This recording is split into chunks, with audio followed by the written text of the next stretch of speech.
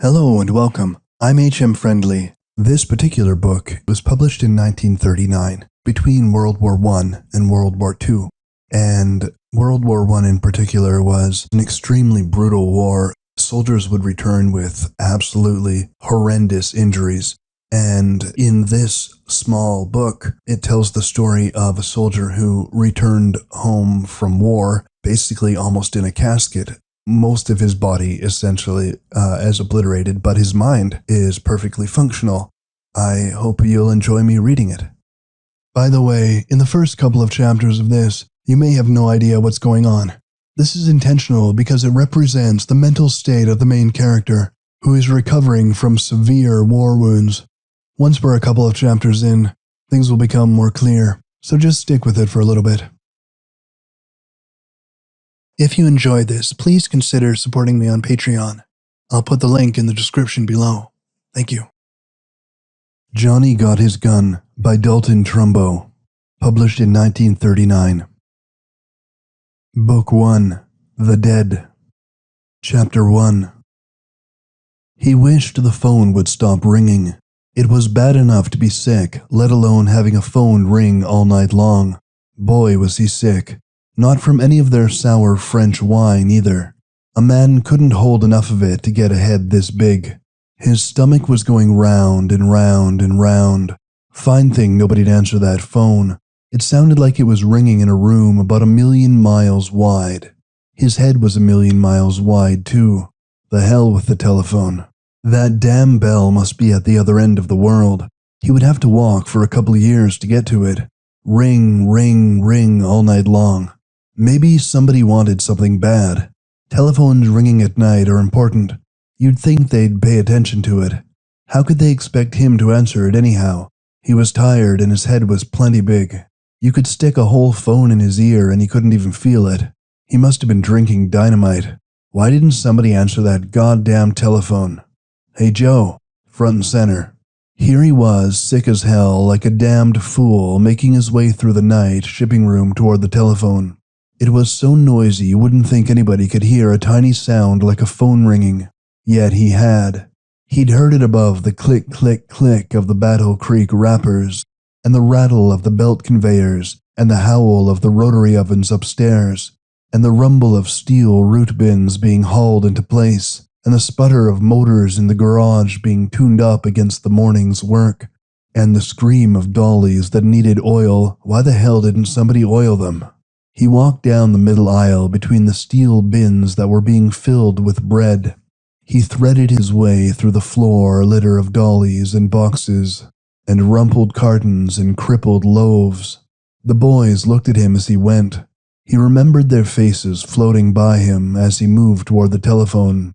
Dutch and Little Dutch and Whitey, who took shots in his spine, and Pablo and Rudy and all the boys. They looked at him curiously as he passed them. Maybe that was because he was scared inside and showed it outside. He got to the phone. Hello? Hello, son. Come on home now. All right, Mother, I'll be right there. He went into the lean-to office with the wide glass front where Jody Simmons, the night foreman, kept a close watch on his crew. Jody, I gotta go home. My father just died. Died? Gosh, kid, that's too bad. Sure, kid, you run along. Rudy. Hey, Rudy, grab a truck and drive Joe home. His father just died. Sure, kid, go on home. I'll have one of the boys punch you out. That's tough, kid. Go home. Rudy stepped on it. It was raining outside because it was December and Los Angeles just before Christmas. The tires sizzled against the wet pavement as they went. It was the quietest night he had ever heard, except for the tires sizzling and the clatter of the Ford echoing between deserted buildings in an empty street. Rudy sure stepped on it. There was a rattle somewhere back of them in the truck body that kept the same time no matter how fast they went. Rudy didn't say anything, he just drove.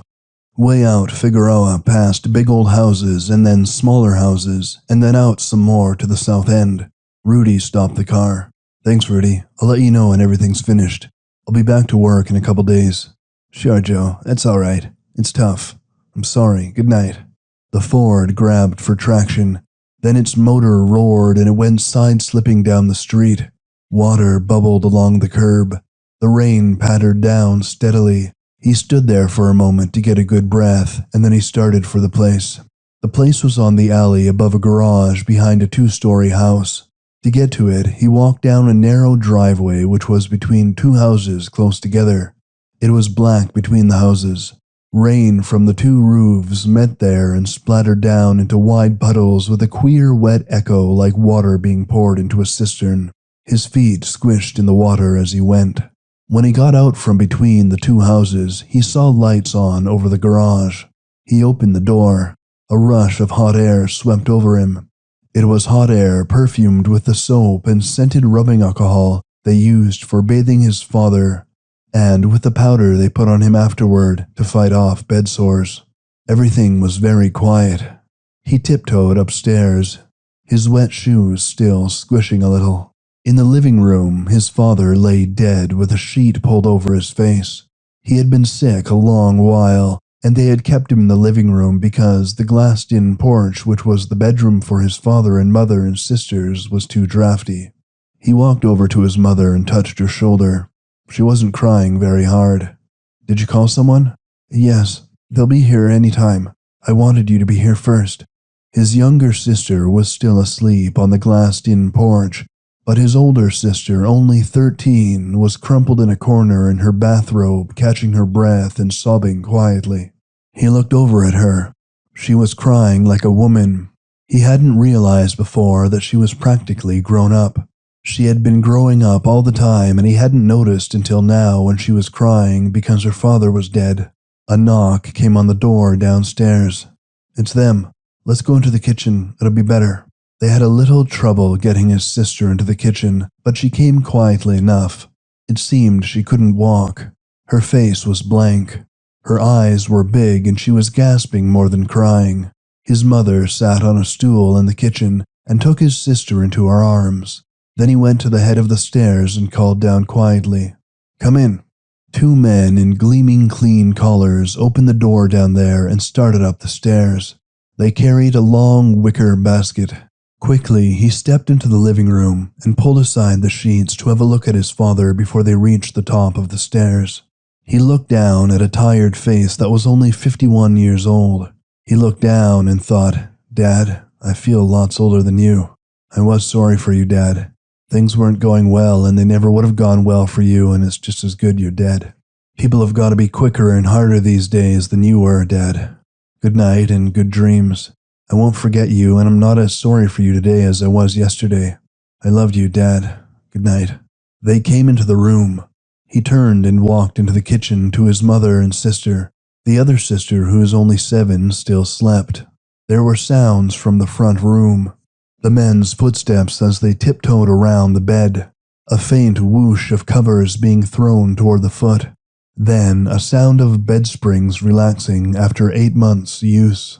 Then a sound of wicker squeaking as it took up the burden the bed had left off with. Then, after a heavy squeaking from all parts of the basket, a shuffling of feet moving out the front room and down the stairs. He wondered if they were carrying the basket evenly down the stairs, or if the head was lower than the feet, or if it was in any way uncomfortable. His father, performing the same task, would have carried the basket very gently. When the door at the foot of the stairs closed behind them, his mother began to shake a little. Her voice came like dry air. "That's not Bill. It may seem like it, but it's not." He patted his mother's shoulder. His sister relaxed down on the floor again. That was all. Well, why couldn't it be all then? How many times was he going to have to go through it?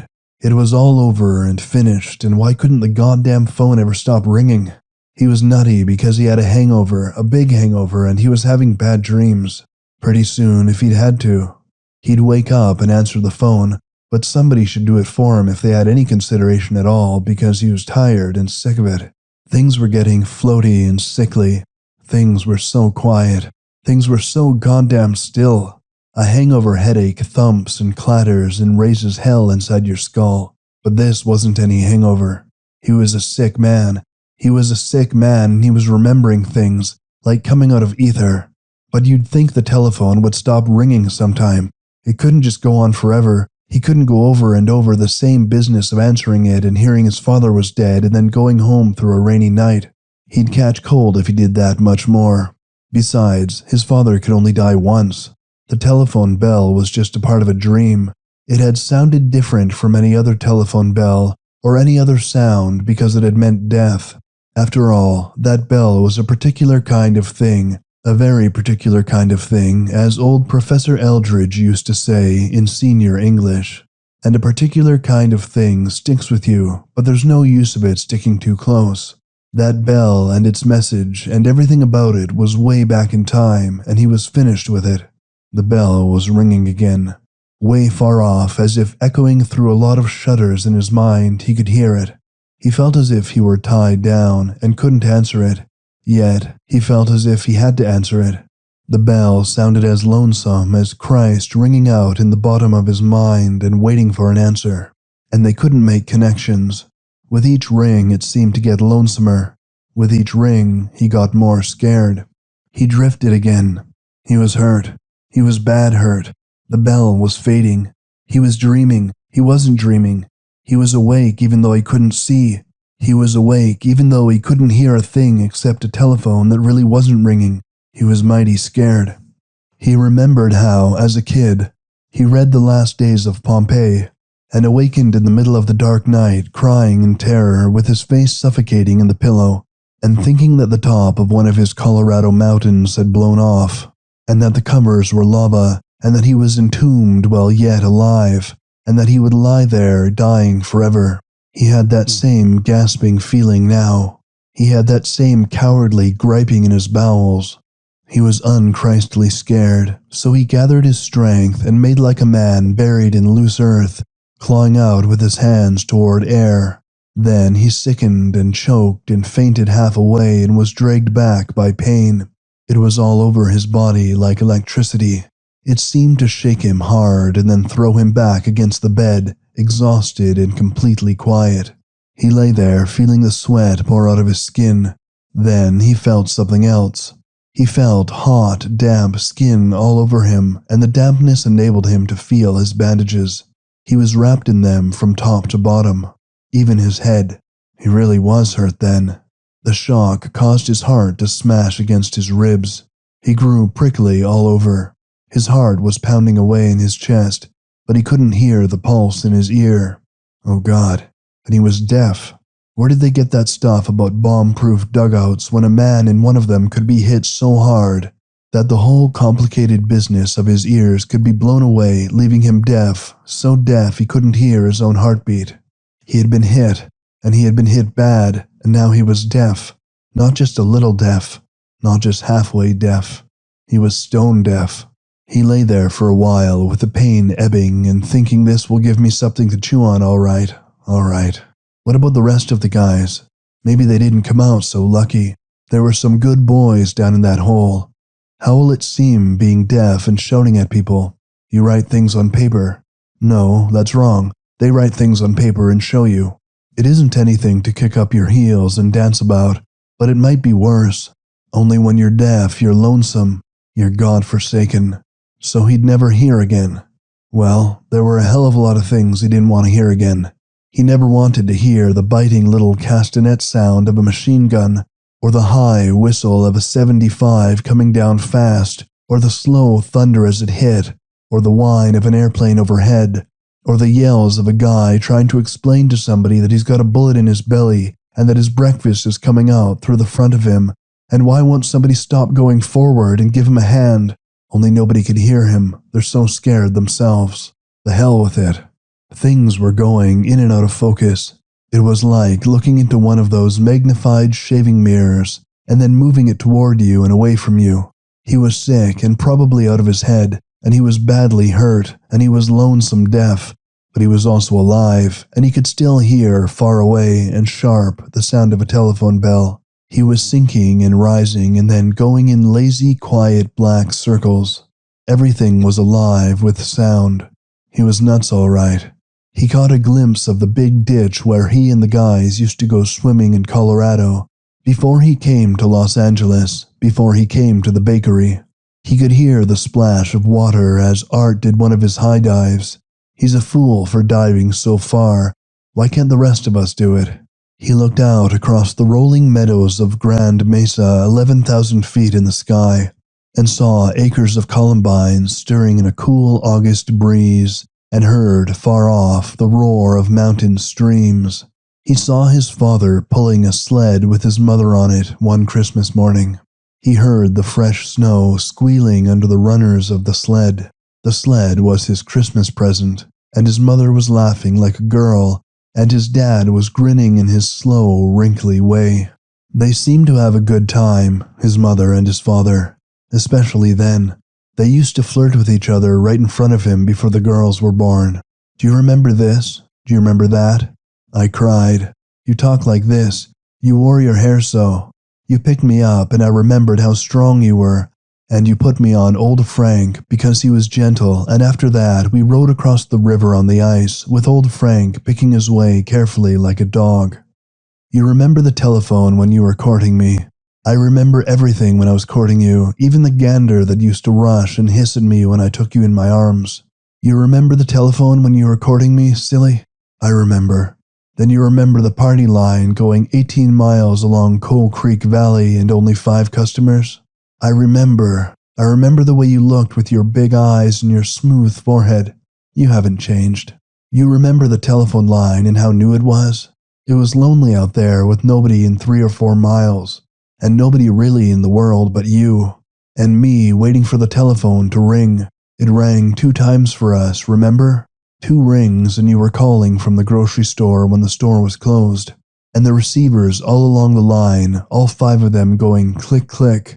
Bill is calling Macia, and then your voice, how funny it was to hear your voice the first time over a telephone. How wonderful it always was. Hello, Macia. Hello, Bill, how are you? I'm fine, are you through with the work? We just finished the dishes. I suppose everybody's listening again tonight. I suppose. Don't they know I love you? You'd think that was enough for them. Maybe it isn't. Macia, why don't you play a piece on the piano? All right, Bill. Which one? Whichever one you like. I like them all. All right, Bill. Wait till I fix the receiver. And then, way out on Coal Creek, way west on the other side of the mountains, from Denver music tinkling over telephone wires that were brand new and wonderful. His mother, before she was his mother, before she thought particularly of becoming his mother, would go over to the piano, the only one on Coal Creek, and play the beautiful Blue Ohio, or perhaps My Pretty Red Wing. She would play it clear through, and his father in Shale City would be listening and thinking, isn't it wonderful? I can sit here 8 miles away and hold a little piece of black business to my ear and hear far off the music of Macia, my beautiful little Macia. Could you hear it, Bill? Yes, it was lovely. Then somebody else, maybe 6 miles up or down the line, would break into the conversation without being ashamed at all. Macia, I just picked up the hook and heard you playing. Why don't you play After the Ball is Over? Clem would like to hear it if you don't mind. His mother would go back to the piano and play After the Ball is Over, and Clem somewhere would be listening to music for maybe the first time in 3 or 4 months. Farmers' wives would be sitting with their work done, and receivers to their ears listening to and getting dreamy and thinking about things their husbands wouldn't suspect.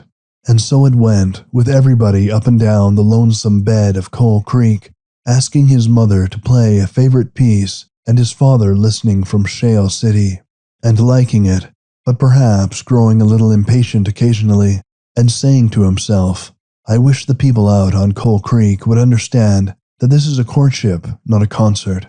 Sounds everywhere, with the bell fading out and returning, and him so sick and deaf he wanted to die. He was wallowing in blackness, and far away the telephone bell was still ringing with nobody there to answer it. A piano was tinkling far, far away, and he knew his mother was playing it for his dead father before his father was dead, and before she had any thought of him, her son. The piano kept time with the bell, and the bell with the piano, and in back of it, there was thick silence and a yearning to listen, and lonesomeness. Now the moon shines tonight on Pretty Red Wing. The birds are sighing, the night wind crying.